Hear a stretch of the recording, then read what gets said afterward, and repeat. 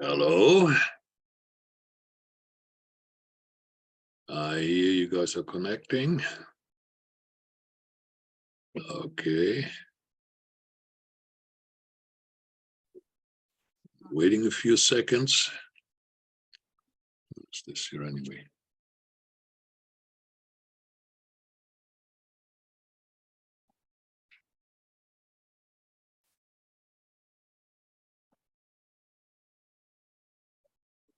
Right. Let me know if you can hear me. Taking the light down here a little bit.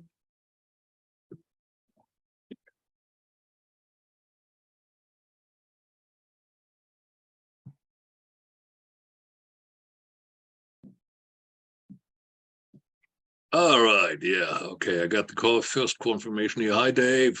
Good Zoom meeting you. All right. Jason, can you hear me?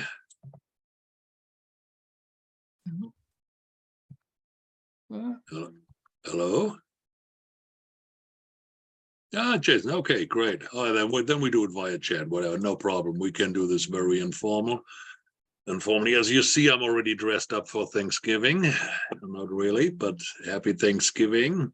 And in spite of the fact that it's Thanksgiving, we had quite a few people signing up.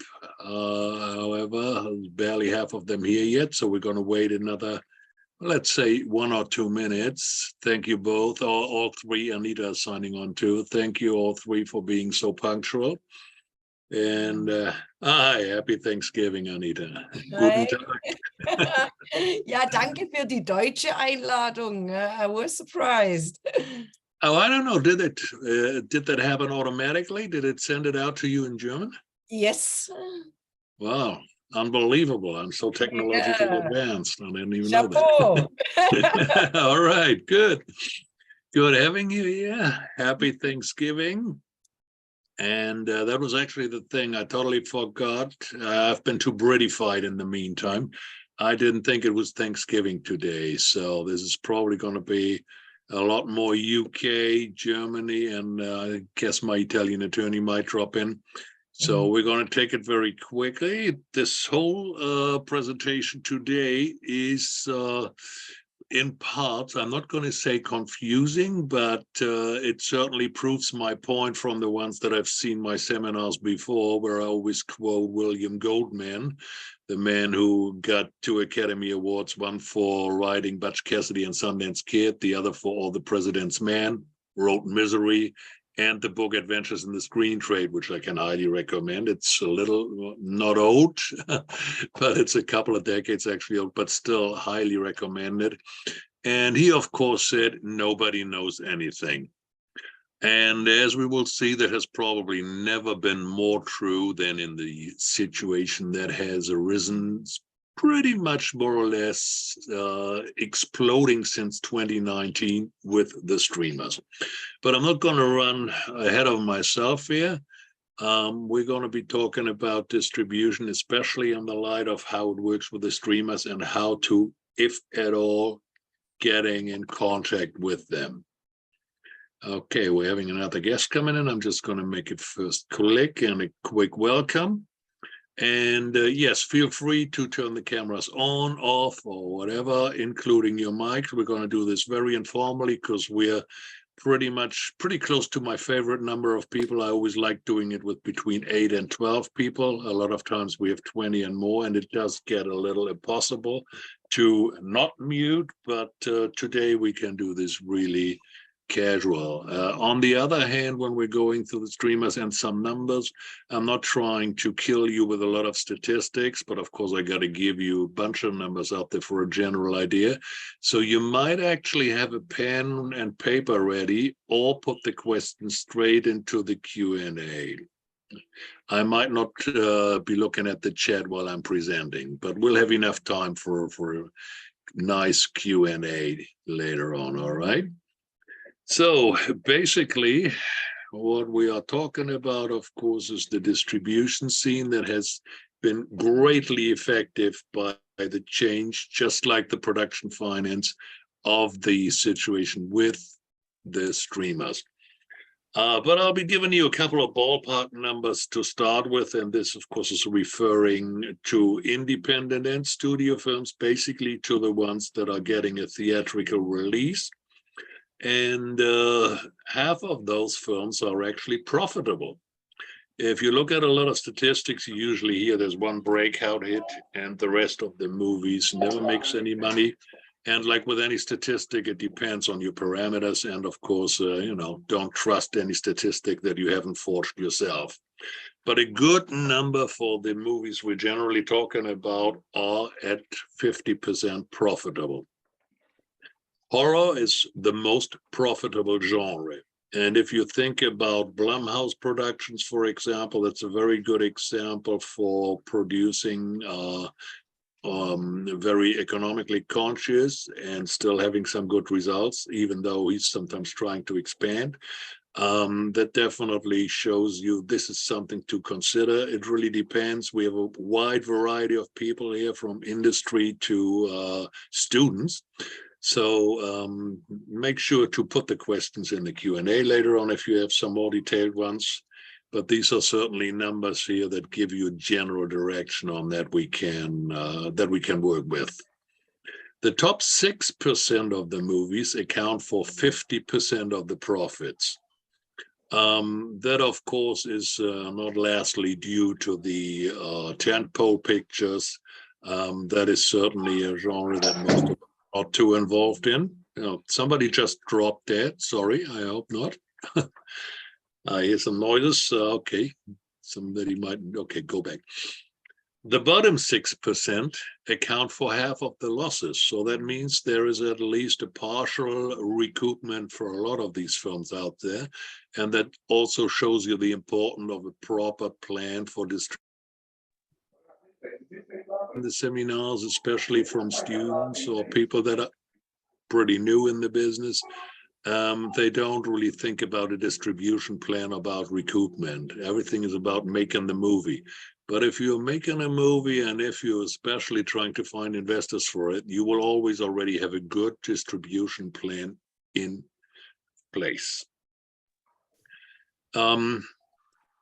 some people were actually at the presentation 2 days ago at our club here. And you might remember as a ballpark number also that if you have a certain budget of X, you need to make 2X at the box office to have an indicator for the film to be profitable if you explore all aspects of the value change. There are, of course, a couple of surprise hits with bad box office numbers, excuse me. And later on, they developed into cult status or cult DVD status in the good old days when we still had DVDs. For example, Bad Lieutenant is a good example for that. There's a bunch of really good movies out there. Even Shawshank Redemption was not a hit at the box office, and that's probably, if you look at the reruns and how it is being basically syndicated all over TV, a very, very attractive moneymaker. So these are a couple of numbers that you will have to look at, and that can also widely affect your decision of how to. That's, of course, the fact that it's not the easiest part getting distribution.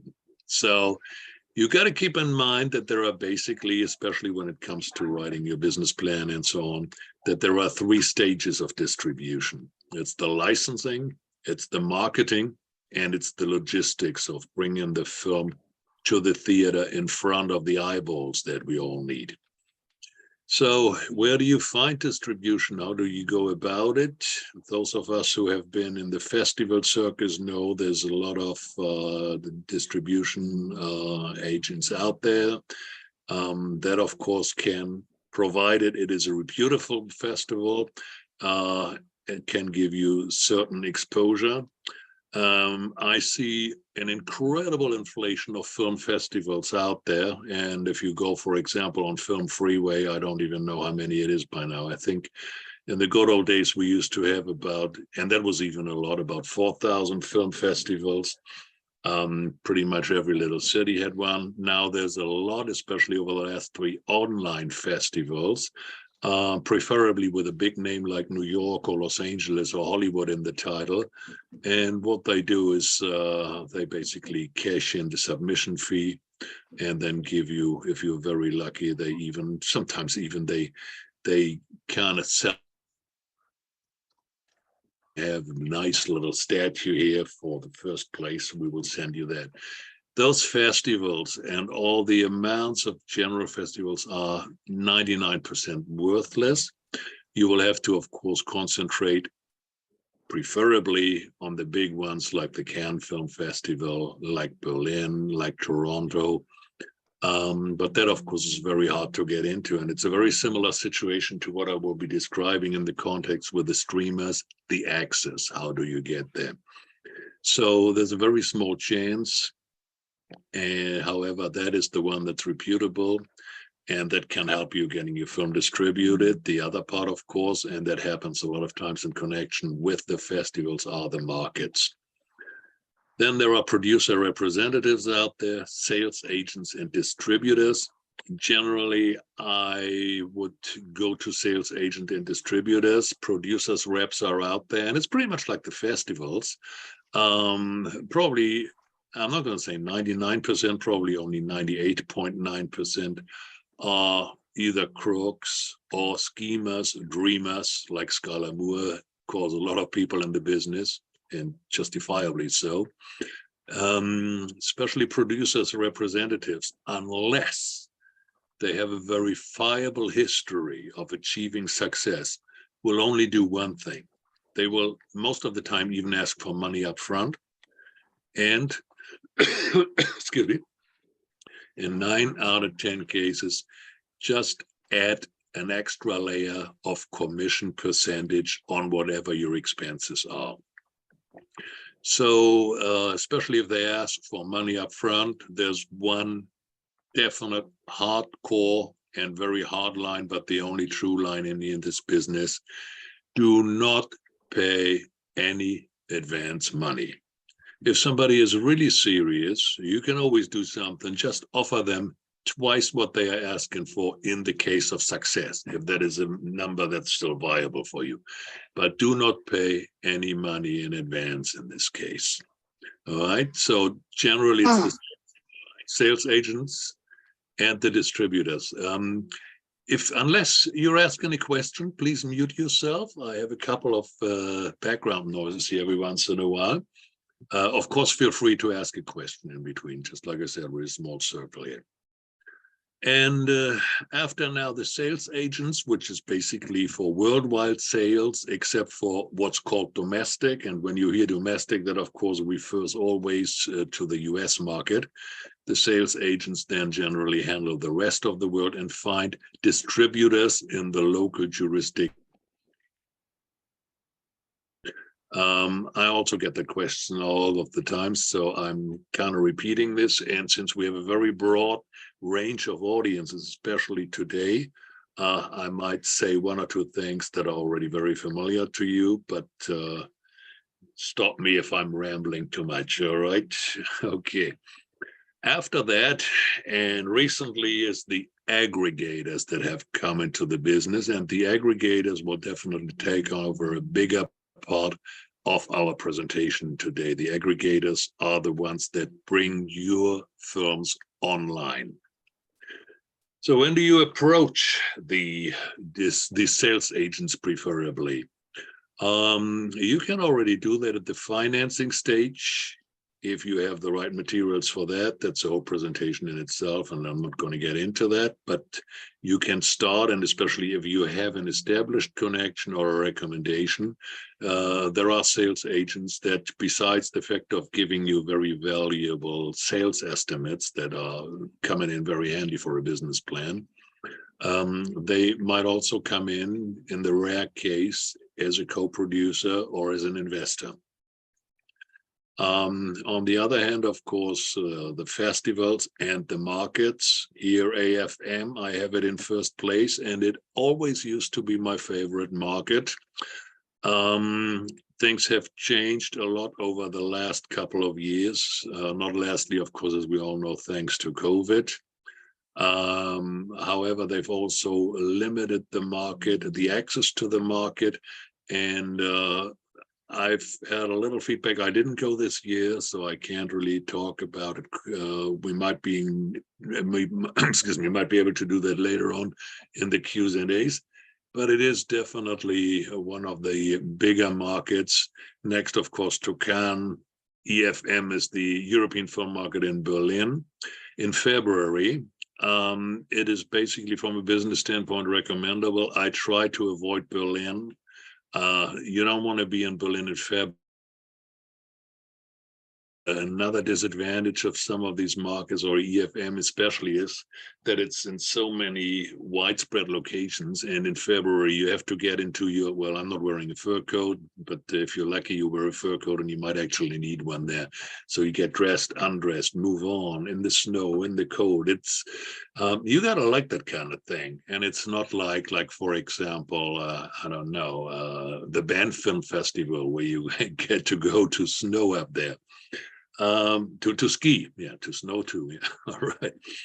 Anyway, also, which is very helpful and what a lot of people underestimate, if you announce the completion of your film and the respective trades, you will have more than a chance of acquisition executives going and coming to the screening of your film. A lot of people, apparently, I always come across that. I thought it was industry standard, but even a lot of experienced people apparently are not aware of that fact.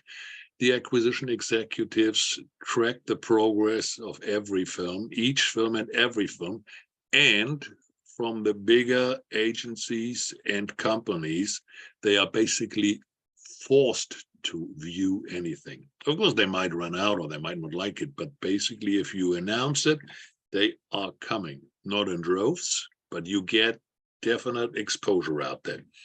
Other thing, of course, is via the sales agents. No problem. That's how you will approach the distributors in the respective countries, unless you're lucky enough to maybe even having them integrated in your project already, either for a co-production or maybe even better if you get access to further tax credits right there. So you do have to consider quite a lot of things in this contracts. Of course, you will have the whole value chain that you will hopefully be running through. In first place, still theatrical, and I'm not willing to take this off. On the other hand, of course, as we all know, and as we will see a little later on too, theatrical is not dead, but definitely not as widespread and as guaranteed as it used to be. A lot harder to place, but it still serves as the locomotive of the value chain. At least that's the expression I like to use for that, because if you have a very good exposure, visibility, and hopefully even word of mouth with a theatrical film, you will get higher fees for all of the other avenues of exploring your film. You will have an built-in advertising effect, and people are going to see that. So that is definitely still a very important part. And the thing about the presentation, and especially the streamer segment, is that I constantly have to update it. I always update all of my presentations anyway, but a lot of things are either industry standard or have been going on for quite a while. I have never had to update my presentations almost on a weekly basis or whenever the next presentation came on. Especially now, I had to do it with the streamers out there, and things are constantly not only changing, but also via big changes coming back to where they were before. And before I'm running ahead of myself here again, I will just tell you that today the news came out that Netflix will be spending $1 billion every year, and will start with that in 2023, originally producing 8 films, and slowly over the next few years going up to 12 to 15 films every year that they will not only be producing, but also they will all have a real theatrical run. So while they have turned the whole business around over the last 3 years, now a lot of these things are coming back through the back door with either different channels or different ways of doing that. That also is a situation if we look at the TV, we will get into that surely too, how things are being changed, being shook up, consolidated, and then coming back sometimes to what it was before, just in another way. So what you will have to do is you will have to consider the rights for all parts of the value chain. Home entertainment used to be very beautiful. When I got into the business, DVD were making about 40% of the revenue of a film. Of course, that's a ballpark number too, some more, some less, but you could pretty much say 40% are coming out of DVDs. Then VOD came on, video on demand, all of the TV rights, and you will have to be aware of everything that you have, because if you don't protect yourself, they will be split up or they will be included, and you will only get like either a basic minimum guarantee for a country, or you might get shortchanged, especially if you give these rights away. Some of them are the derivative rights that are very important, especially if you are selling your film. Some might remember from 2 days ago the stories about people forgetting sequel rights, forgetting character rights, and then ending up in court. And everybody will end up in court sooner or later, which brings me back to my second point. The 3 takeaways that people have, even if the rest of the presentation does not affect them or interest them. First one being William Golden, of course, nobody knows anything. Second one, and I love going on to people's nerves with that, attorney, attorney, attorney. You definitely need that. And as a little side note here, one of the top attorneys in Los Angeles said a contract is very easy, and he's right, because whenever I talk with other attorneys about it, we all agree it is money in, money out, and control. So everything can be put into a contract, and some even advise against taking contracts out on letterheads, on napkins. or beer coasters or whatever kind of contracts you have. Whenever you want to make a contract and you're serious about it, you can put it all in a contract pretty easily. And you better make sure you have a good attorney. And if you're aware of what to look out for and kind of can either direct your attorney or ask them directly, you're saving him and yourself a lot of time and sometimes even money. So attorney is number 2. All right, you will then have to watch out for, of course, the potential sub-licenses. You will get a lot of standard contracts out there for 3 or generally 7 years. If you don't have the right provisions in your contract regarding sub-licenses, it will happen to you that after 6.5 years, for example, your sales agent might see, well, he's not going to make any more money on you anyway, so he might just sell the sub-licenses to, I don't know, whoever wants them, and then for a time period of 10, 15, 20 years. And there's nothing you can do if you haven't taken the right precautions for that. So make sure, especially when you go into distribution, that you know what you're talking about, that you get the right contract, that you have an attorney to look over it. So approach the distributors 60 to 90 days before a market. You won't believe the number of emails even though I'm not a distributor, but just people know that I'm generally around there and that I still have a connection or 2 or 3. Sent me emails on the first day of the market, on the second day of the market, or the week before.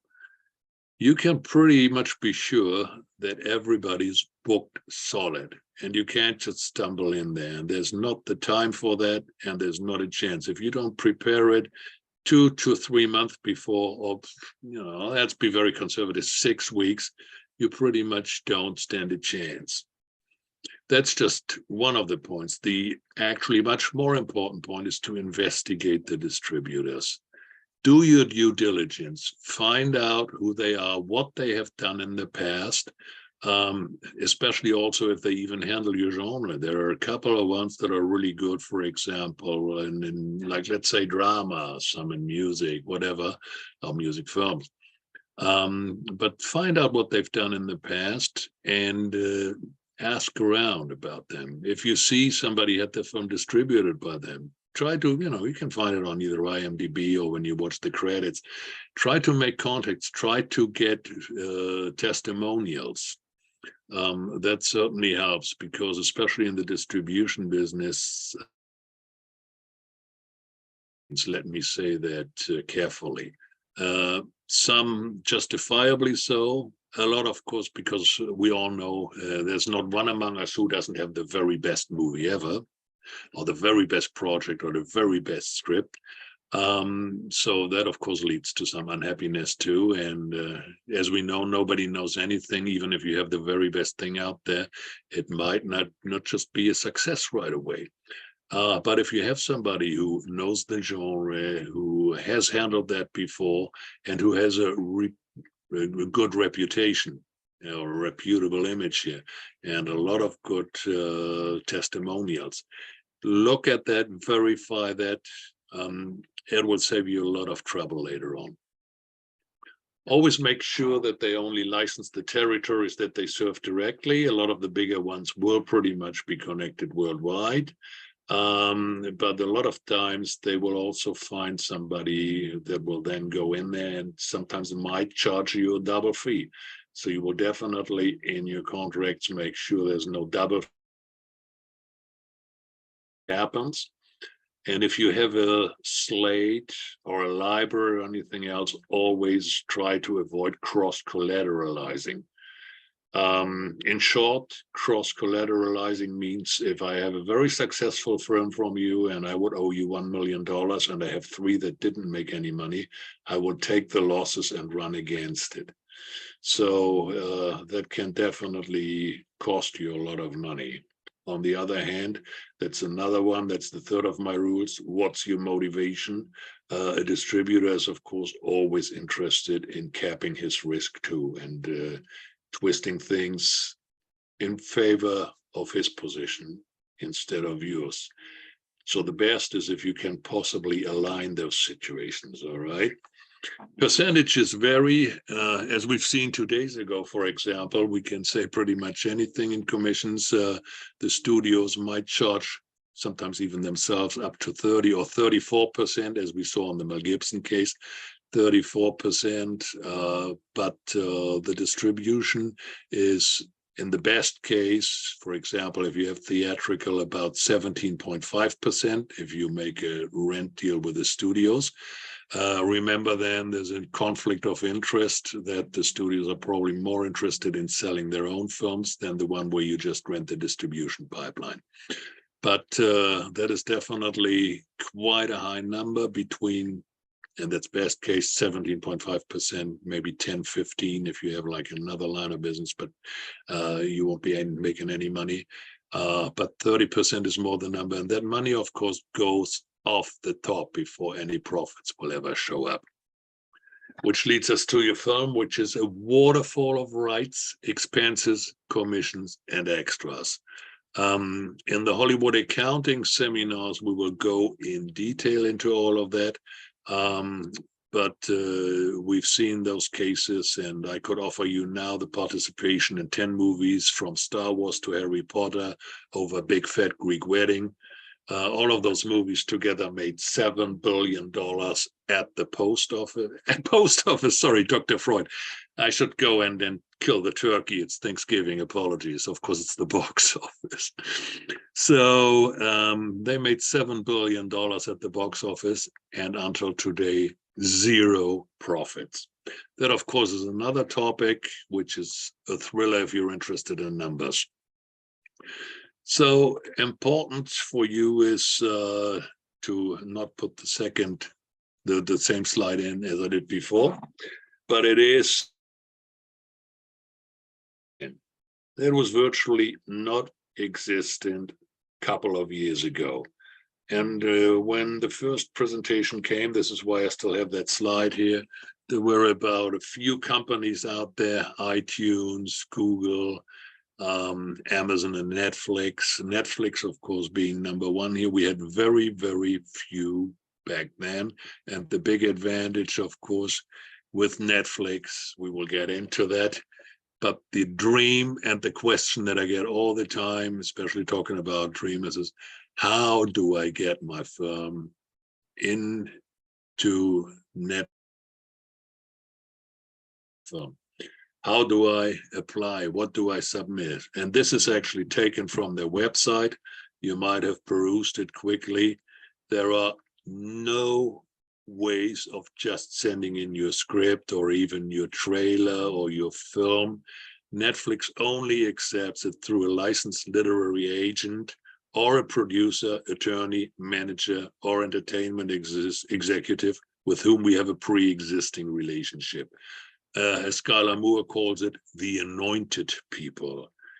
Everything else will not be accepted.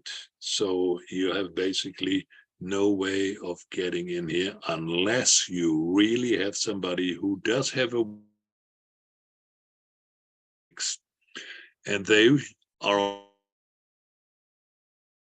So just having a script out there and trying or sending it out there anywhere, you have absolutely no chance.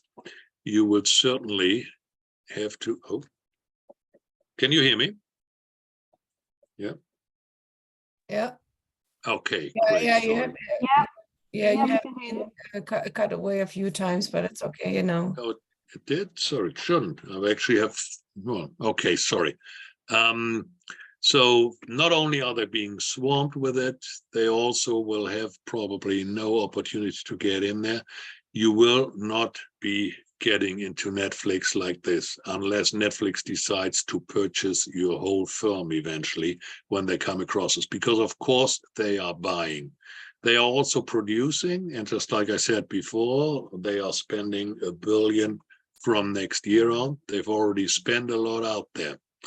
So you will need an aggregator even to sell an existing film. And that has been quite an interesting situation for a lot of people over the last couple of years who had a library, who had some films. There were even some that had basically hardly any life in them anymore. But the demand was so big that the aggregators did buy a whole lot of films and then provided the access to the OTT and VOD platforms.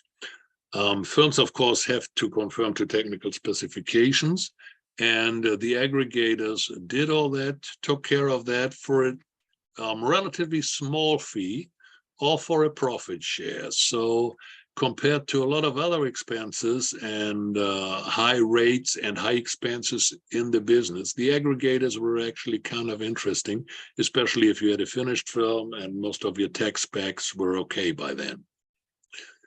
So when I started, not when I started, but the first time that it was really urgent to put the streamers into the context of the presentations, I had this slide of on-demand companies in 2019.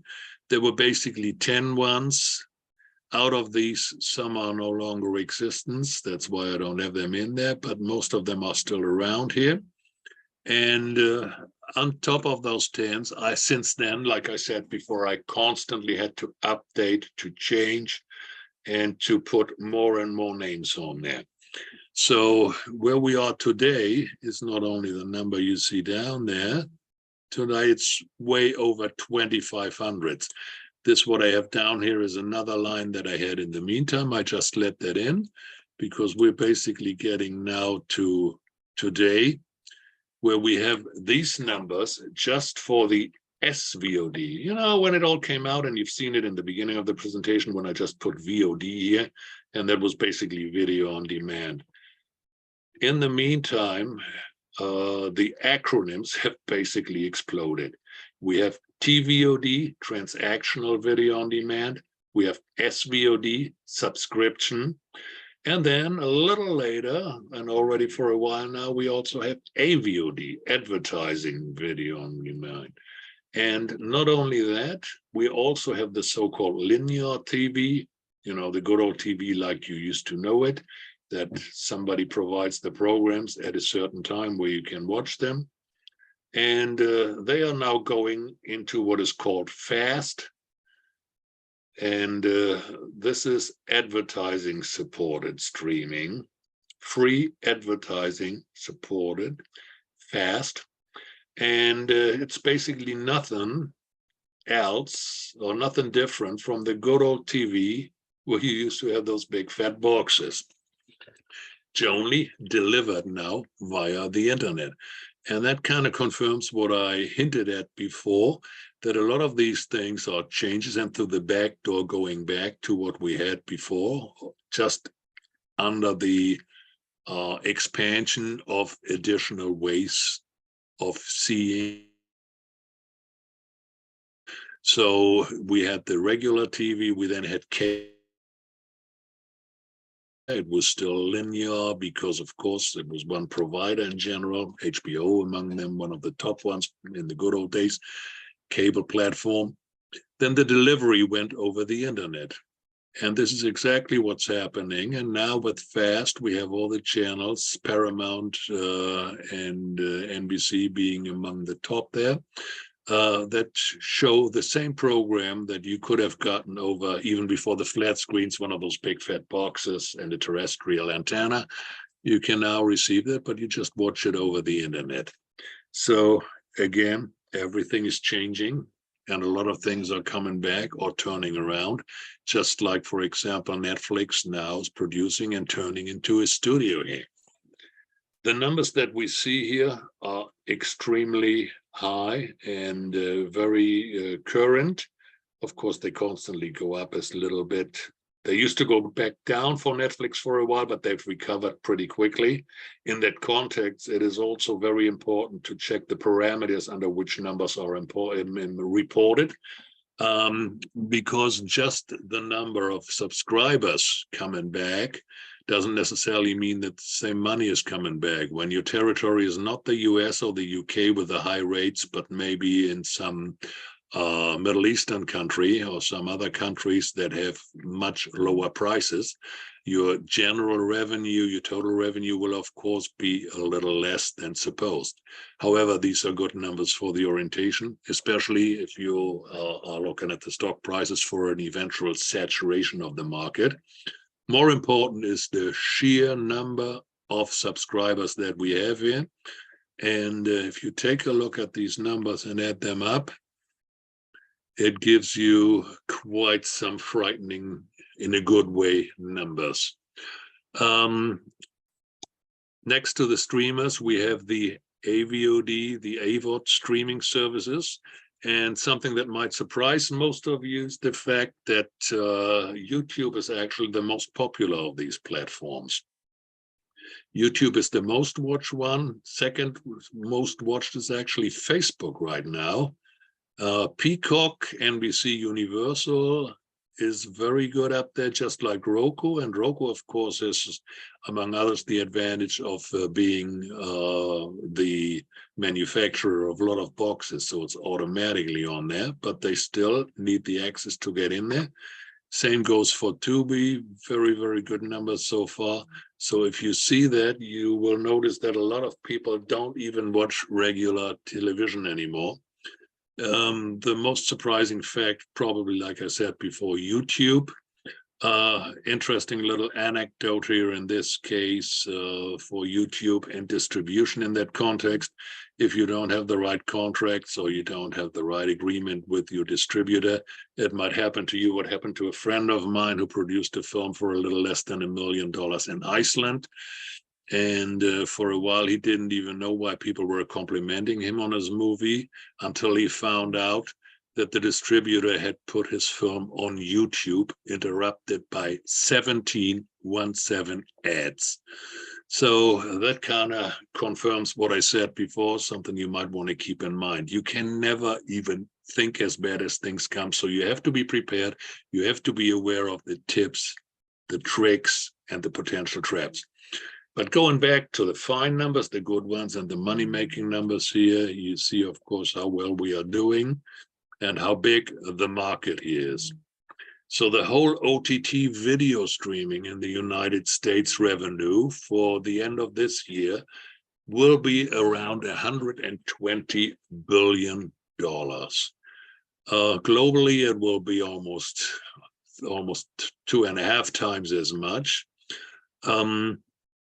That is just an abstract number until you probably put that into perspective. And if you look at the total box office in the US under normal circumstances, non-COVID, that is in the range of about $50 billion.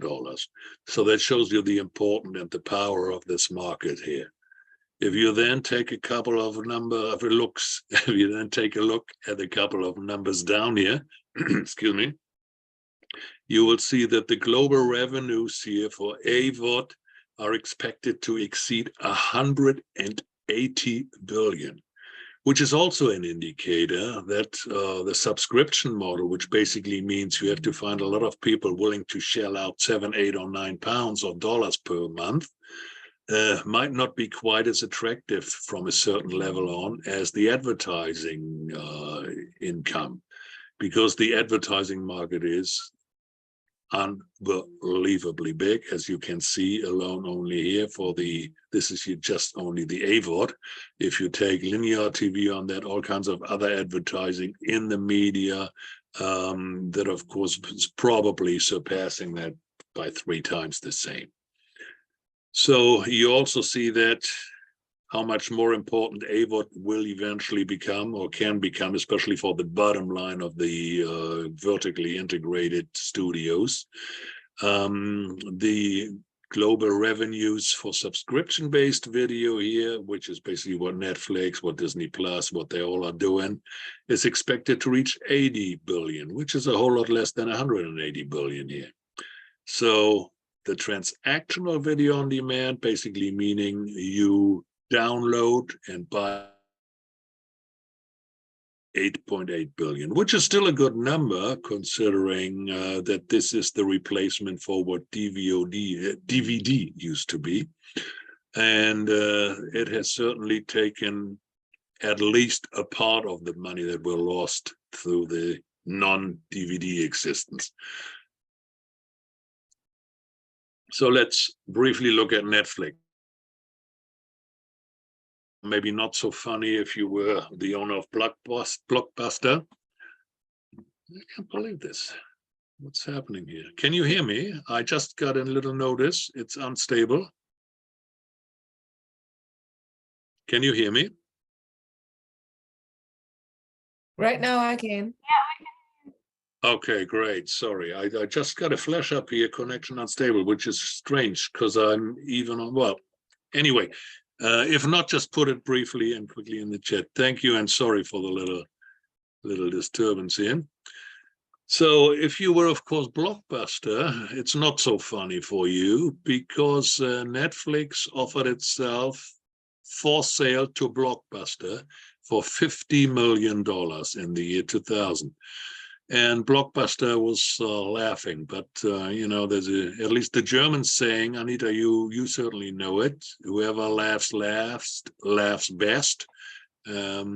You know, and Schadenfreude, another good German sentence or word. So that, of course, was one of the, you know, those business decisions that you get quoted all the time again. Netflix started out with absolutely no ads and no productions.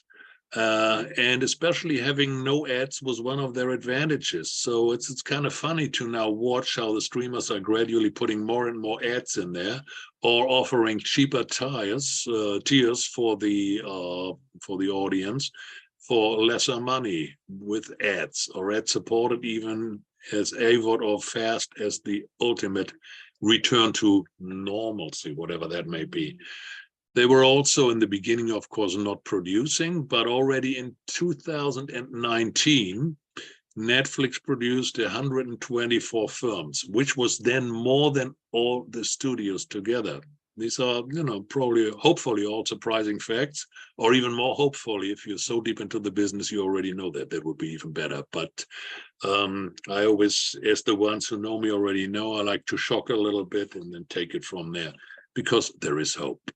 Okay.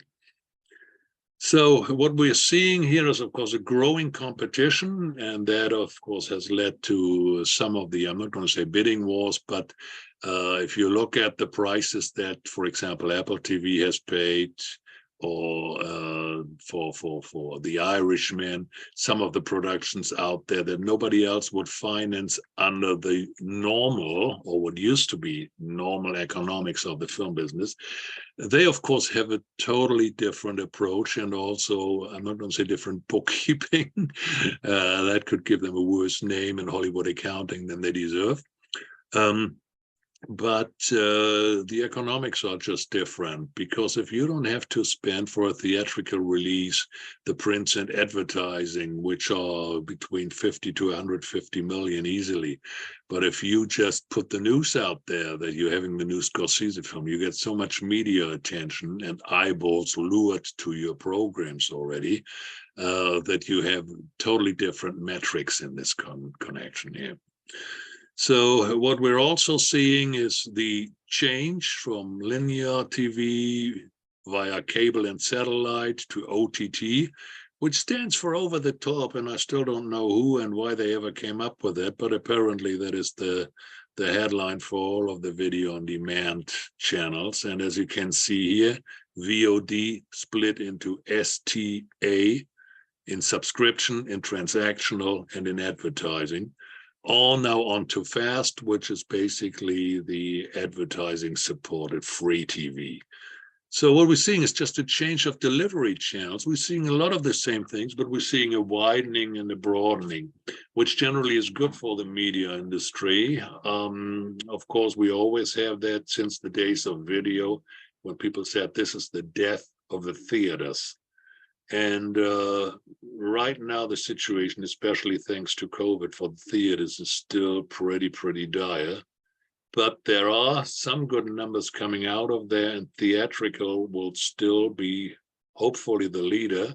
Even Netflix is hedging their bets because, like I said before, out of the billion production spend that they will be spending every year, there will be 12 to 15 theatrical releases.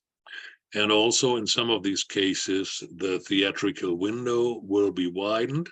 It has basically gone to 0 days through the day-and-day releases.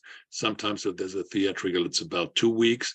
There was quite a scandal when that happened in the beginning of COVID, and the first studio said, okay, no, we're just going to take it down to 2 weeks theatrical window before we go on to the other platforms. However, then HBO and Warner Brothers decided to bring everything out via VOD and via streaming and having no theatricals. So Netflix basically broke the good old system that we used to have, and also the sales agent model that I have introduced and that I've not introduced, that I've told you about, was of course introduced by other people decades ago. But the saying, even until a few weeks ago, was that that model is totally dead. Some people still think it's totally dead, but there is a little rejuvenation out there, and there is potential to get your films done, financed, and distributed the old-fashioned way. The parameters for that have changed. The maximum budget for independent films, and there used to be loads between 15, 20, 30, 60, 70 million in the good old days. Then it got reduced a bit. The ceiling here now for an independent film is and will be $15 million, 1-5, unless you have a very, very special breakout hit. But $15 million is the one that can still be financed with the old model and can still, which is even more important for the investors and for you, recouped. These things are in a constant change, and contrary to most of the presentations that I can give very, very clearly, very clear direction, prognosis, and you see the extreme variation in flux here, which brings us back to nobody knows anything. So you still have to know the old way, because a lot of it will come back through the back door, or in the case of the delivery with other channels, you see how these things are being turned around and still experimented with, which also led to the situation that the Disney president, Bob Iger, is now, after having left the company, back in his chair, because of course his successor got, well, fired is the wrong name if you have a golden parachute like that, but he's out of job and Bob Iger is back there. So things are changing, and all of them are experimenting too. So there is quite some change out there, and it really depends on where you are in the food chain, where you are on the production side or distribution side, to ask your specific questions. But you see the things that are happening here. Excuse me. So the streamers went basically from buying and licensing now to production houses. That, of course, has also been contradicted already in the meantime by some of the studios going into streaming. So they were production houses. They expanded their range and also their income streams. The problem which we have with the streamers, you will have, and most everybody has that work for them, is the fact that they demand 100% ownership. 100% of the film, no back end. That means if it's a huge success, you will not get anything else. Just ask the guy of the Korean show. They sold it for 24 million. It made about 495 in revenue for the streamers, and they got no extra money on top of that. It's clear, because they also have no ownership, no copyright. You will not be able to build up a body of work and building up your own library. And library is definitely something to be considered. If you take a look at movies that are like Goodfellas, 30 years old, get shown every night on TV. There's a license fee every time. So some of these films have quite some longevity. On the other hand, if you take a look, if you might have watched, like, for example, Amazon buying MGM, and if you buy a studio or a production company, the library value basically is one of the main numbers that people will and have to look at. So if you want to own your work, you don't have a chance, just like you don't have a chance to just submit. You will always, and that is one of the potential solutions here, you will always have to team up with a production company or a director who is already working with Netflix. And that will cost you half of your money. but it is worth it, providing everything else works well and is to your liking.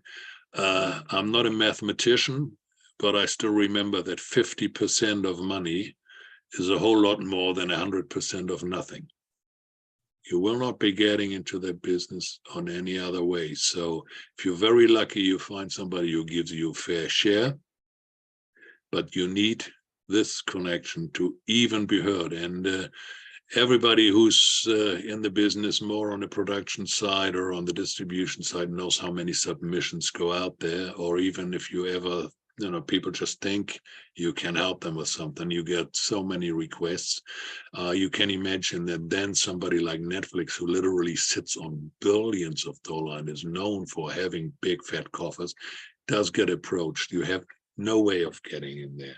Plus, of course, the way they act, and they even put it on their website for a good reason. So what they have, if you can get into them, is the so-called Coast Plus model, which means if your budget is, let's say, 5 million, they are willing to give you 5.5 million, and you can then shoot your movie. You get the 500,000, have to divide that up with whoever participates, and be happy. And it's also part of building up your reputation. You're always as good as your last movie, so it is an important stepping stone, and it's definitely not to be underrated. However, you have to be aware of what you're getting into. There's also another little step in there. If they come and finance your whole film and give you the money by cash flowing the production, that of course is good. They will be charging interest on that, don't forget that. But at least you can go ahead. The other one is the pay on delivery, which basically means they say, okay, you deliver the movie, we pay for it, which then means you will again need an intermediate step there, like a bank or another production company, whoever, or an investor, equity investor who pays all of that for you.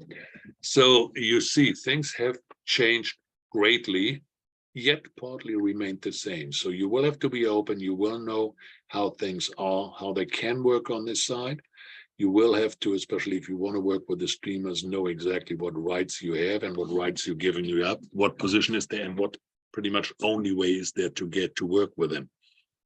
An alternative way for financing, and that is very interesting and coming up more and more, is advertising, which since a couple of years is actually allowed. So Adidas financed 3 films, or they have a 3-film deal. One of them that they financed was Goal. I think the budget was about 6 million.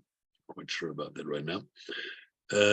Transformers and Lego, there's a bunch of partnerships out there, and there's a certain crossover practically from product placement to being involved to even in a certain degree advertising your product in the films.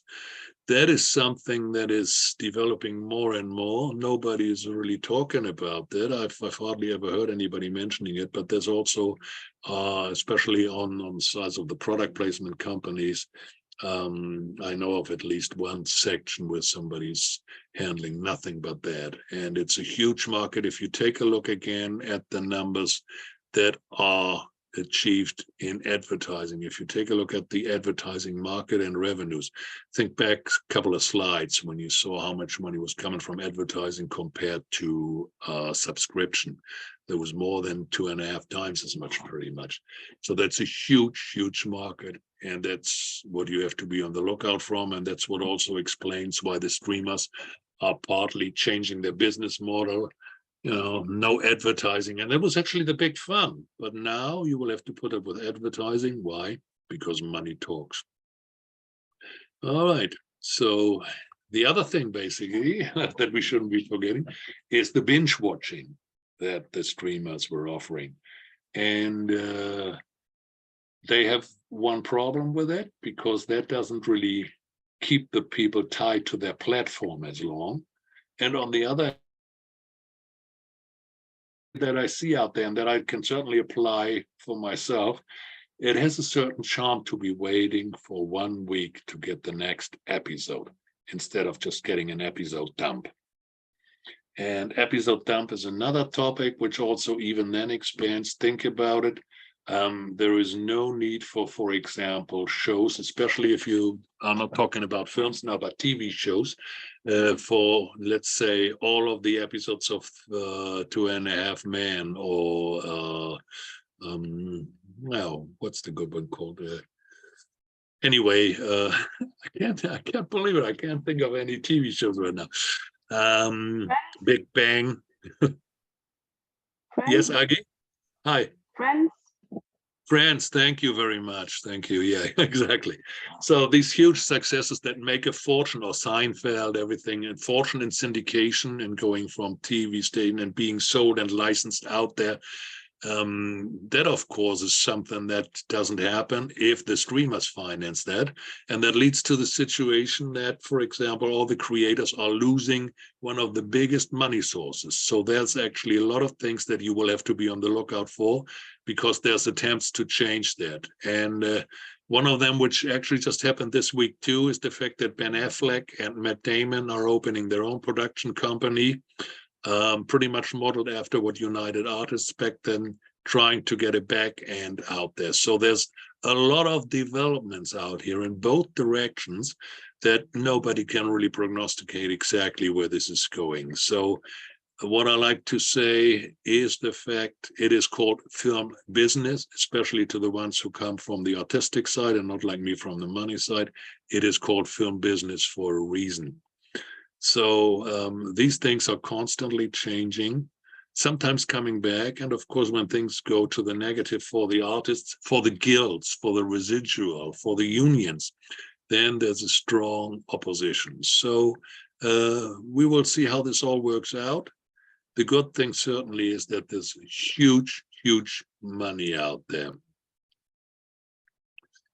So what else can you do? I titled this Distribution and Streamers, and I didn't only want to depress you.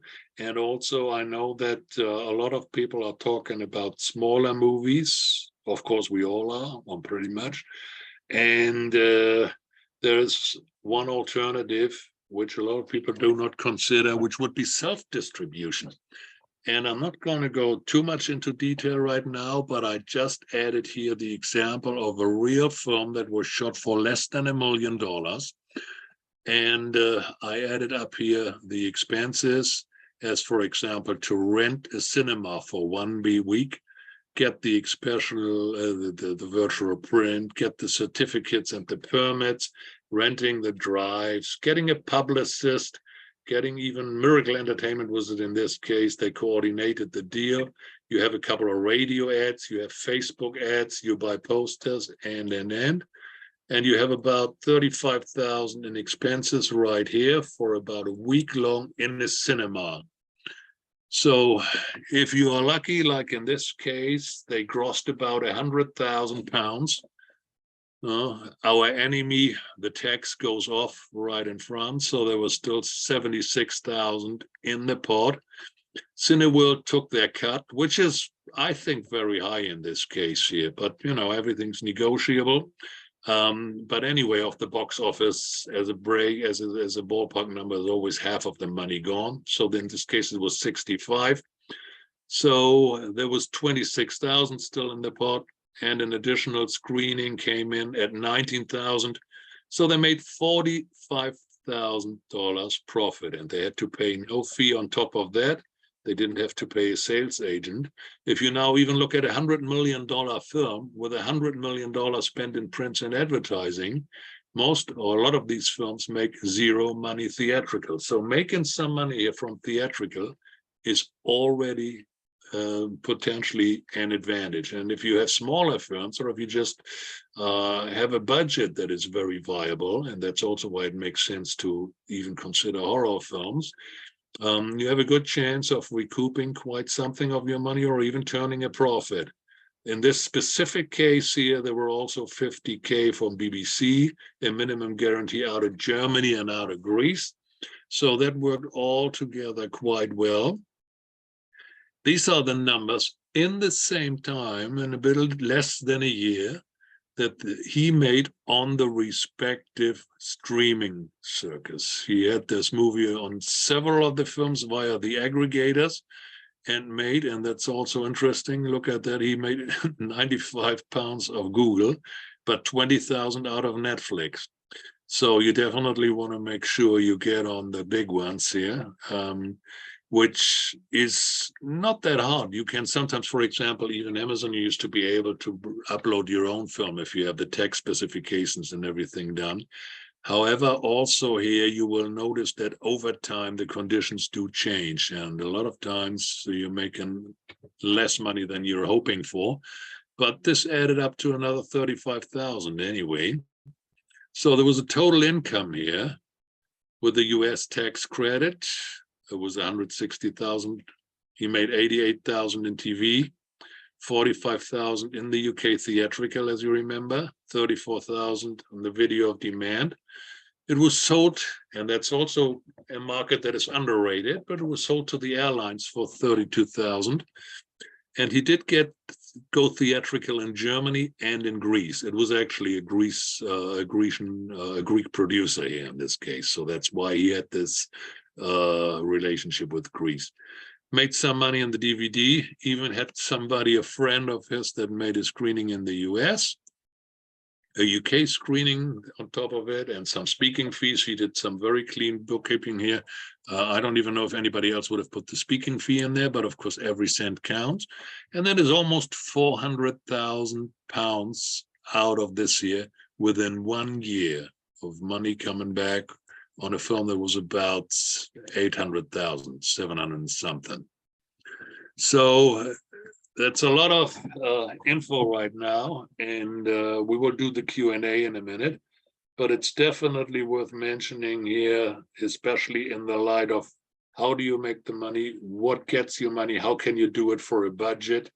It might be interesting to reverse engineer your production, which basically means choose the genre, choose the cast and the budget, which works for the market. That might sound a little aggressive towards your artistic vision.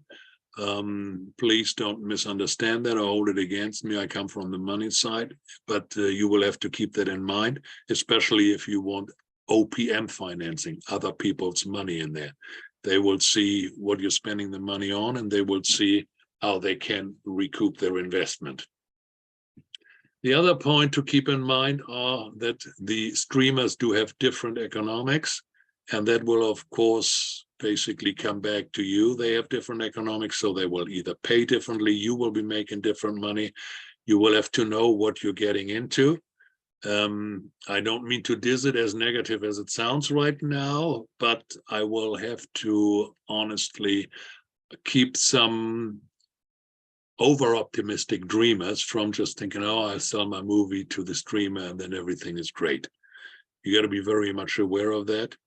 And then it's still a good chance because, of course, as we all know, everything's a stepping stone. It starts with a short film that gets attention. It starts, of course, it's always a feature, the one that gets you further. But like they say, you're just as good as your last movie. So if you have something, if you get the attention, you will eventually get to that point where your reputation and your success is so big that you, best case scenario, even might be able to get net points.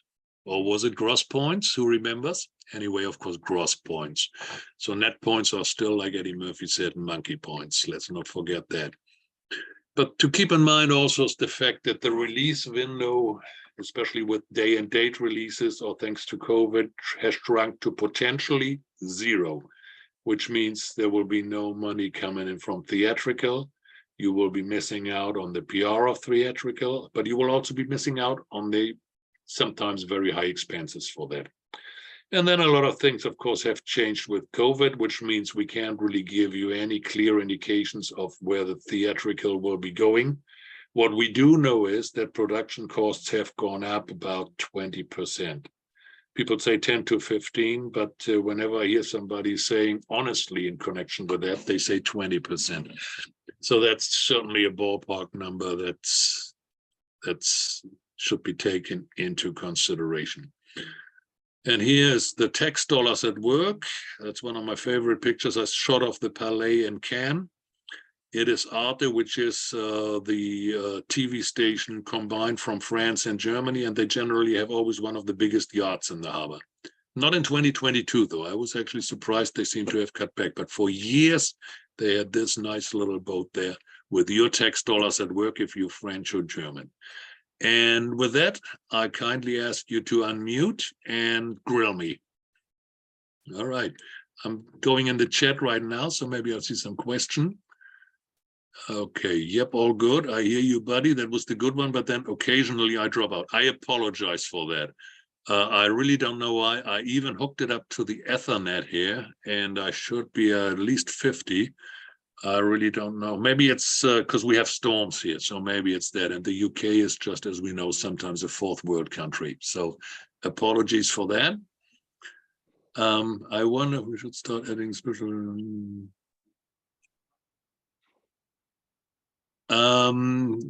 Well, Dave asks, I wonder if we should start editing special versions of our features that have breakpoints for ad insertion.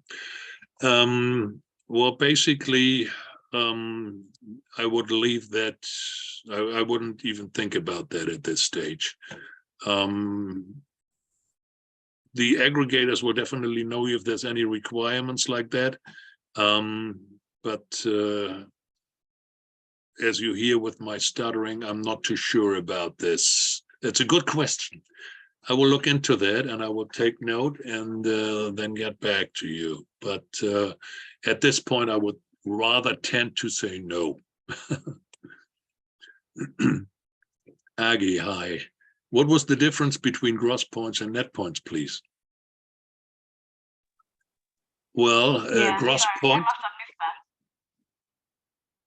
It was Thursday. It was Tuesday. You weren't listening to me, were you?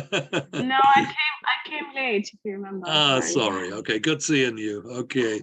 Anyway, gross points means if you get profit participation, you will profit and you will get gross points without the deduction of expenses.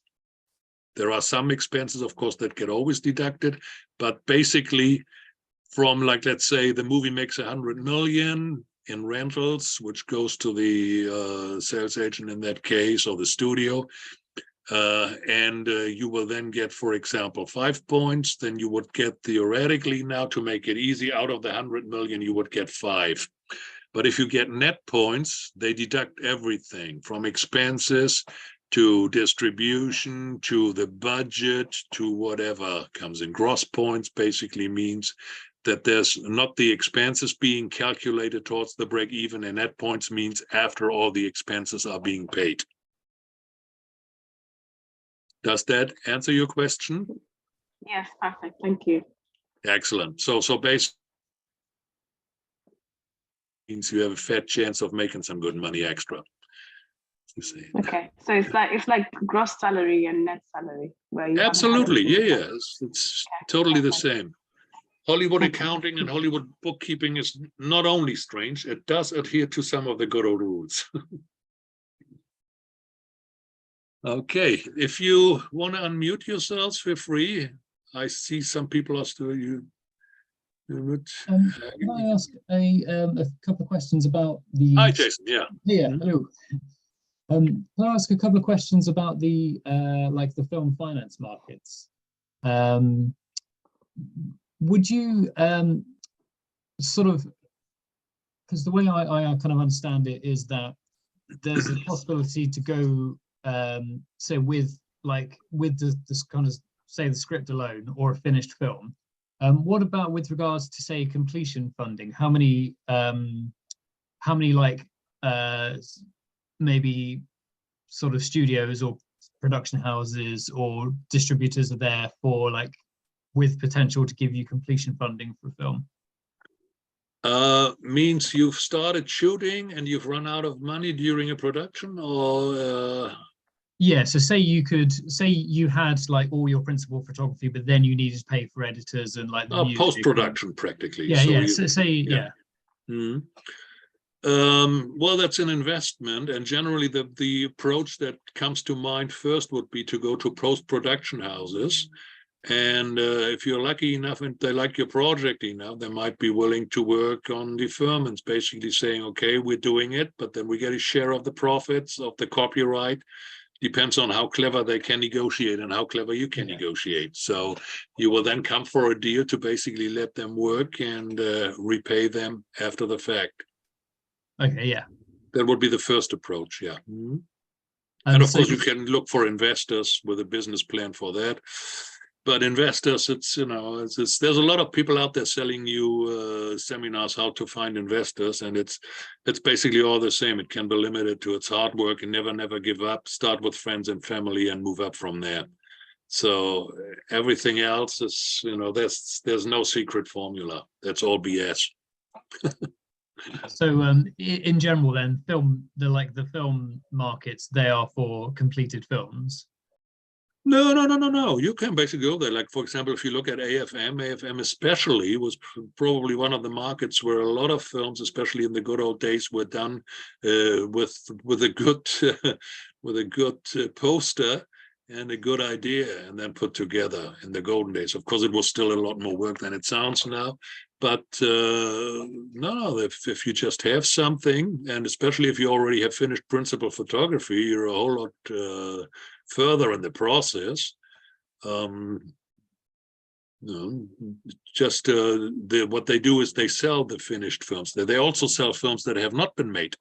If they have the relationship to their distributors in the respective countries, and somebody comes and offers them a film with whatever, Stallone, or like what they all want. Bruce Willis, of course, is out of the question now, but what everybody wants to buy is a $3 million film with a lot of explosions and Bruce Willis. That's like the standard formula that they are giving you right now. So then if they already do pre-sales, that still exists, the good old model. But you know, like I'm saying, I've never seen a time where that much has changed. There were always waves, but this is a double tsunami from both sides from both banks and meeting in the middle. Nobody knows anything. Oh, thank you. All right. Yeah. I mean, I've got lots more if anyone else wants to cut in. So. Anita, Agi, we're doing it alphabetically now, Jason. Get in line. I'm fine. I'm just listening. The only Good. thing I'm wondering is when you think about distribution, and you also about self-distribution, you showed us you have to count that into your finance plan. How much percent of your distribution or marketing do you need to set aside to have a chance to distribute or your movie, or to... Well, it helps if you have funds for that, but you don't necessarily have to do it. But if you have extra funds available, you know, every little bit helps.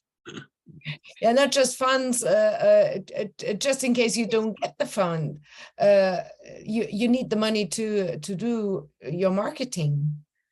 And yes, but that's generally what then of course the sales agent gives it to the distributors, and they would do it, or the studio, for example, if they take it, that's of course a whole different parameter. But it's if you want to sell it, if you want to go to the markets, of course it costs money to go there. Even though I've read about the marketing in Cannes, that if you want to distribute your movie there, that is better that you have an advertising company who is pushing your movie, that the oh, that's what the sales agent and distributors do there. Yeah, that they get the attention to your movie. Yeah. So if I don't have a distributor, I want to go to Cannes, I enroll the movie, and nobody is going to watch it. So this is what I mean, that you really need a marketing company to push it. Oh yeah, especially if you want to sell it internationally or to TV stations or something. That's why you usually then have a sales agent. That's why, for example, one of the things when you go to the markets is that you approach the sales agents and say, hey, I got this finished project, I'd like to show it to you. and then you can either send it up. Sometimes there's a lot of online screening these days too. There's also local screenings. There's still the short film corner, which a lot of people are looking down on a little bit. But I found two very interesting projects there, and it's a very friendly atmosphere and a lot of comments. So maybe I'm not quite sure about what exact date you're talking about, but it certainly helps if you can advertise it. But if you're going there, you can also try to get a sales agent if you don't have one. But if you already go there and your sales agent is there, he can then of course already try to sell it to the other countries. Does that make sense, or did I misunderstand you somehow? No, it's like if I want to be on the safe side, you know, I don't know if I get found for the marketing or for the distribution, that before I start doing the movie, that I put a certain amount of money aside for marketing the movie if I go to one of those festivals. And the question is, how much, you know, if I have a $1 million movie and I take 10%, this is 100,000 euros for the marketing. Is that too much, or is it like in It's not too much if you hire me and I'll rob you. I don't know. Have you been in Cannes this year? Yes. Have you seen this German guy selling his own movie with this? Oh, Murat, the Turkish guy? Yes. You know what? We've actually became friends. I've known him before that because he's a good friend with another friend of mine, one of the Gladiators, and Ralph Möller. I don't know. You probably know him. He was in Gladiator, and he's as tall as me, and but twice as big, of course, because he named Mr. Universe. And we're very good friends, and he knows Ralph. That's how we connected somehow, and then we met in Cannes. Yeah, he's a good guy. Yeah. Do we speak from the same guy, this Turkish guy from Berlin, now living in Hessen somewhere? Exactly, and he actually got his movie distributed by, I don't know, Warner. It wasn't Warner. Who was this? I don't, Fox? He said he finished it, and then he went to the festivals. With no clue, no idea, just with this how do you say, the portable advertising thing on his back and in his front, and he's so cute. Yeah, well, this year he was here trying to sell the sequel to his film, Hollywood Turkey, the Turk from Hollywood. That's actually him. And he had a theatrical release. He got one of the big studios to release his film in Germany. And that's why he's now out raising that. And that's why he also went to Cannes for the sequel. Yeah. Murat, he's a good guy. Yeah. I know him. Yeah. Okay. Yeah. No, I don't have any further questions, so I don't want to, you know. Okay. So basically, if you have a budget of 100,000, you'll be doing really well. But probably if you depends on how good your budget planning is, you'll probably need it for the film. Yeah, probably. You always run over budget. But if not, let me put it like that. You can certainly reach a lot if you, first of all, know how to network or you have the right connections. Like we always have a table in Cannes, and we had a long story. I'm not going to advertise now, but I would certainly know how to get it around, who to see and what to do. And if you just take room and board, getting there, eating a little bit, you know, not spraying champagne on the terrace of the Carlton, but, you know, just having a glass of Coke Zero or whatever. You can do it for, it'll still be 5 to 10 grand or something, but you won't even need 20. Yeah, but this is the point, you know, if I put money aside for this purpose, then I just put it in my sock and sit on it and don't give it away for it. You had enough. Yeah, no, but let's plan on 100 and I'll show you can. Okay. And from the rest of it, we're going to have a really nice dinner, don't we? Oh, more than that. I don't know if you guys saw that, but Dave doesn't have a mic or a workstation connected, so he says hi to everybody. And of course, no problem at all. And Okay. happy Yeah. Thanksgiving, because Dave is the lucky one in California while we're freezing wherever we are, spread out all over here. Well, actually, I know a lot of Bristolians, yeah. We're all in Great. Bristol. Any further questions, Your Okay. Honor? So, I've got one question. Yes, please. So two questions actually. So the first one is in regards to what you were just talking about now, in regards to Cannes. Is that considering that you've already made your film and you're trying to distribute it, or is that even before you made your film and you're trying Well, to if get you people can to afford it, just go there. It's Just- definitely, it's worth an experience. It's Mhm. worth making the contacts. And if you have the right project developed far enough, you can just go there with the project and development. So that's developed far enough in terms of you have the script, you have the team, or what do you mean developed far? How far? Yeah, attachment, Okay. screenplay. Okay. So you couldn't just show up with like a pitch. You could, but Okay. they will then always ask you to feed it up, and you need it anyway, so you should have it. Okay. And then the other question is in regards to what you'd said before, there's a film you gave an example, and it's basically how it was someone who self-distributed, which is all the numbers you broke down. So is that, do you think you would advise, obviously being in the position that you're in, with all the experience you've had, would you advise self-distribution, or would you still advise trying to get someone to distribute for you?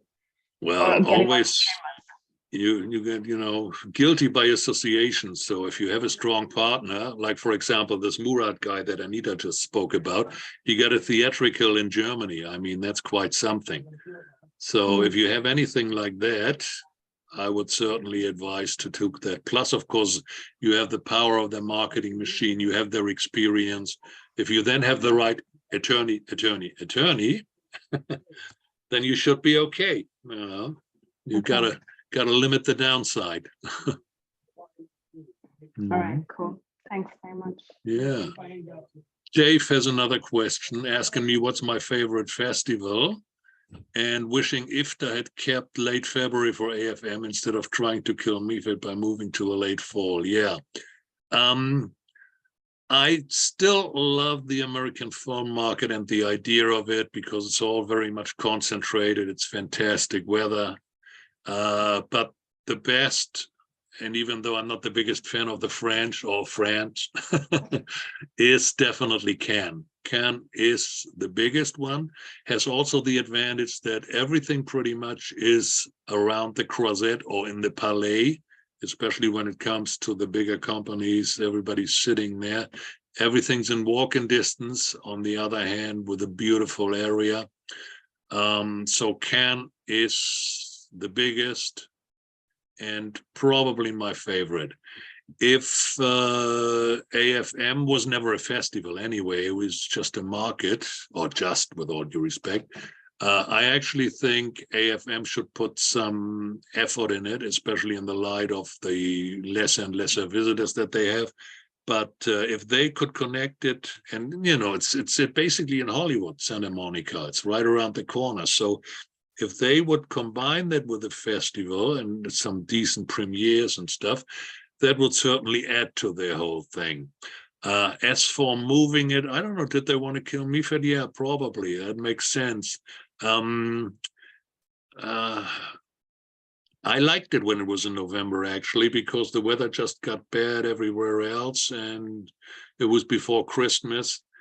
Never really gave it a thought, but I know that, for example, Berlin moved it from the summer to February, their festival, and the market, the EFM, and especially for like same motive like you're implying here, which probably is right. And they definitely wanted to do it because they wanted to be before Cannes, but then you end up in Berlin at minus 20 degrees. It's horrific. I hate Berlin. But it is an important or semi-important festival. But Cannes is certainly number one. Toronto seemed to pick up It has definitely come a long way, but apparently it's been going down a little bit over the last while. But of course, that might also be in connection with COVID and no travel. So it's really hard to say that. I lived in Toronto for half a year. It's always nice till October, and then you got to be out there because the wind is just too bad. So Ken is certainly number one. AFM is still my heart belongs to California, so it's still AFM. Berlin, like I said, it's too cold, but it's certainly not a bad festival. What else is there? Munich? Nothing going on in Munich.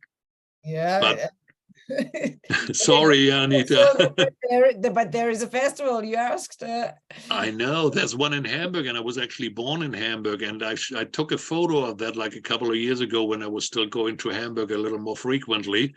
And it looked like I don't know, like the canteen of a little circus. They had like one of those caravans and a little tent, and anywhere else that would have been like one of the 50 tents they have at the other festival. So that's one of the festivals that people don't even notice. That's a shame. And Hamburg used to have, in the 80s, they even had premieres with Kevin Costner and Clint Eastwood. And Munich, I think, with all due respect, isn't much bigger, but what's come a long way, and not too far from Munich, is Switzerland, Zurich.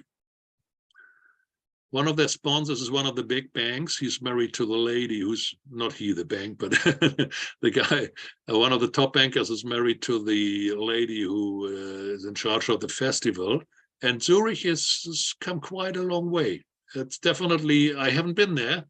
I would like to visit. That's one of the ones that higher up on my list. And they did have quite some interesting seminars this week, and quite some good people speaking there. Just a couple of months ago.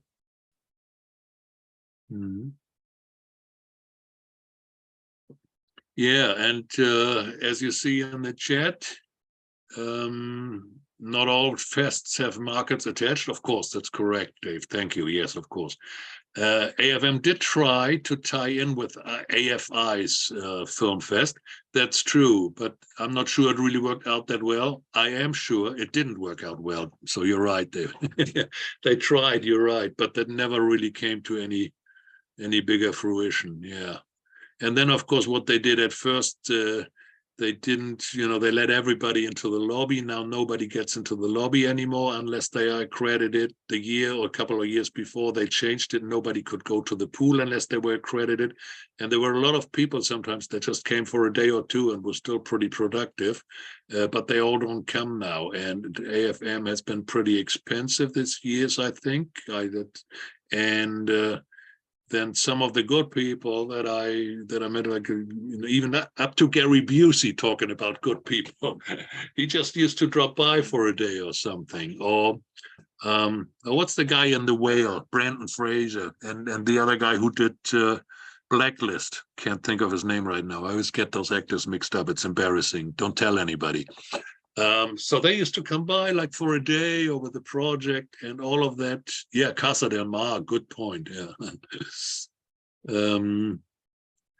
Gregory just suggested, and if you all should ever go to AFM, he's certainly right, to go to Casa del Mar, and it's in walking distance down, and it's all on the beach. That's why they could actually put a good international village there, like Cannes has, just on the ocean walk. Yeah, Casa del Mar is definitely nice, no doubt. David, I guess, Dave, I'm just inviting myself to a cappuccino there on your expenses to Casa next year. Good thing you don't have a mic, so you can't object. And I'm not reading the chat now. Okay, deal. All right, anything else? Can I just ask a question? Yes, please. About so traditionally you'd have like a sales agent, maybe to kind of to work as kind of an aggregator, I suppose, or the other strategy is you go to sort of individual distributors. What's your experience of sites kind of like Film Hub or Vula, which is where you kind of put your wares up Yeah. and people can kind of search through them and things like that. Film Hub has a pretty decent reputation. Sorry, what was that one? Film Hub, excuse me, Film Film Hub does have a pretty good reputation so far. Excuse me. But I would have to look into that more deeply if it comes to others, and you would definitely have to do your own due diligence and and see this guy called, I can't think of his name right now. His last name is Ferrari or something. He's watching that pretty closely, and I think he even has a website somewhere or a community that he charges for. But you know, that's another thing. It's really worth paying for some things because otherwise you pay in the end. Yeah, I get you. Yeah, but off the top of my head, I can tell you that Film Hub is definitely worth looking at. Yeah. Mm-hmm. And is are you seeing like sales agents being phased out at all, as it were? Like, are they as popular as they were, like in kind of today's? Who? climate? I'm sorry, I didn't. Oh, sorry. Can you repeat, Jason? I'm sorry, I didn't. No, that's okay. Yeah, have you found that kind of sales agents, sort of off the back of that, are sales agents becoming like less of a thing these days, or less popular, or?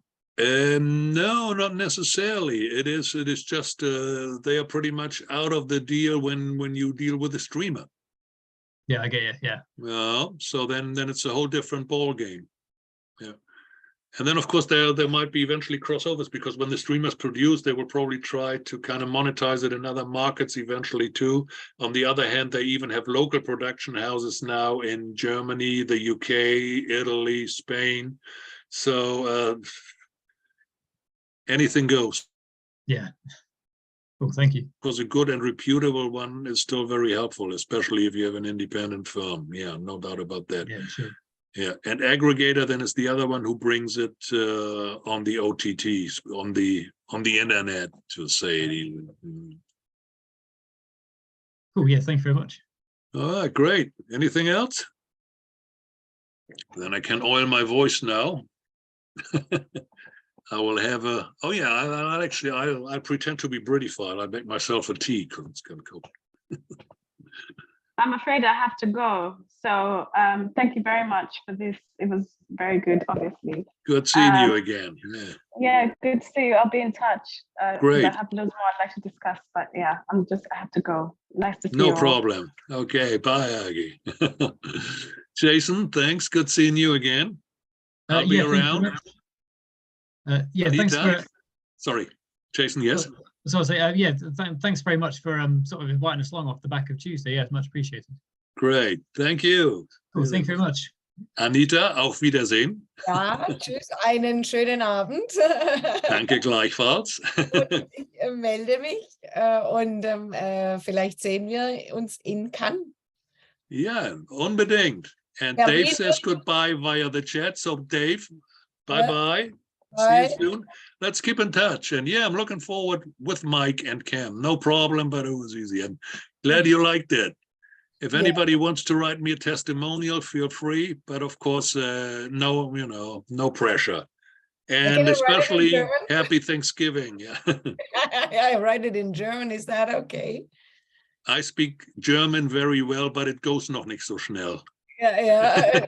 No problem at all. Yeah, of course. Sometimes I don't even know what I'm talking and what I'm speaking, and I change and I'm in another language, and then my accent totally chameleonizes in whoever I hang out with, and then I don't know. Anything goes.